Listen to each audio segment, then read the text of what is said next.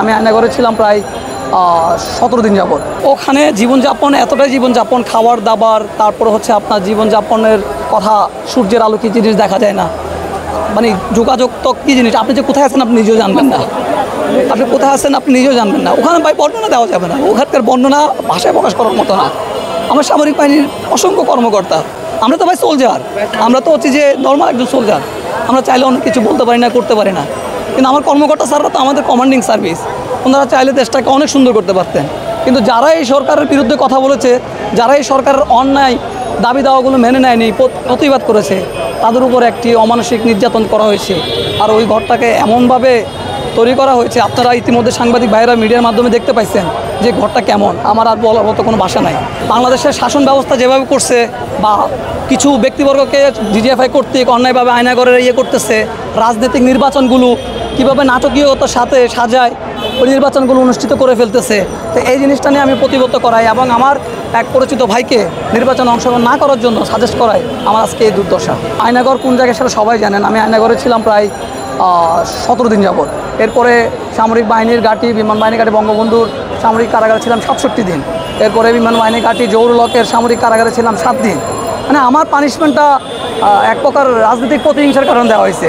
আমার কর্মকর্তারা কখনো চায়নি আমাকে এত বড় পানিশমেন্ট দেওয়া, কারণ আমার যে অন্যায়, আমার যে সার্ভিসের যে আমার বাহিনীর যে রুলস রেগুলেশন, এর সাথে আমার পানিশমেন্ট কোনো মতেই মিলে না। তাই আমাকে পানিশমেন্ট তারা লিগেল হয়েছে, আমার সামরিক বাহিনীর অফিসাররা লিগেলভাবে আমাকে পানিশমেন্ট দিচ্ছে।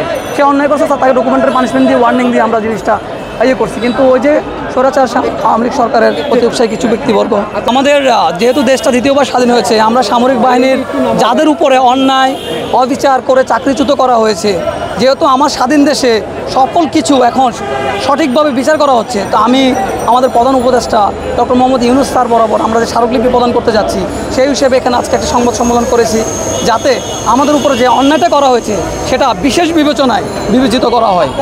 আমার যে অপরাধের মাত্রা ছিল, আমাদের একটা রুলস আছে যে সামরিক বাহিনীতে থাকাকালীন অবস্থায় কোনো প্রকার কোনো কিছু বলা যাবে না, সকল কর্মকর্তা কর্মচারী অনুমতি ব্যতীত কোনো কিছু করা যাবে না।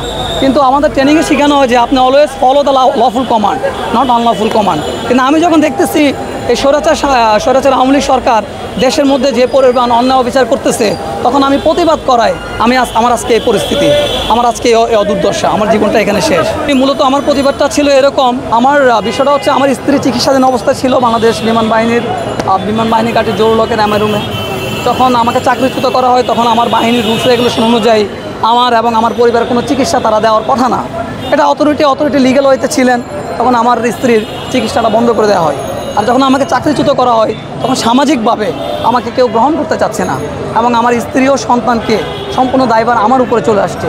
এই দায়ভারটা আমি দেখতে গিয়ে আমার অর্থনৈতিক অবস্থা এতটাই খারাপ ছিল যে আমি তাদের যে পর্যাপ্ত চাহিদা বা যে পর্যাপ্ত চিকিৎসা সেটা আমি করাতে পারিনি, যার জন্য আমার সন্তানটি পৃথিবীতে ভূমিষ্ঠ হওয়ার 4 দিন আগে মৃত্যুবরণ করে। আমি বিমান বাহিনীর 41তম বহরের একজন সৈনিক, আমার বিডি 470668 কর্পোরাল কুরবান আলী।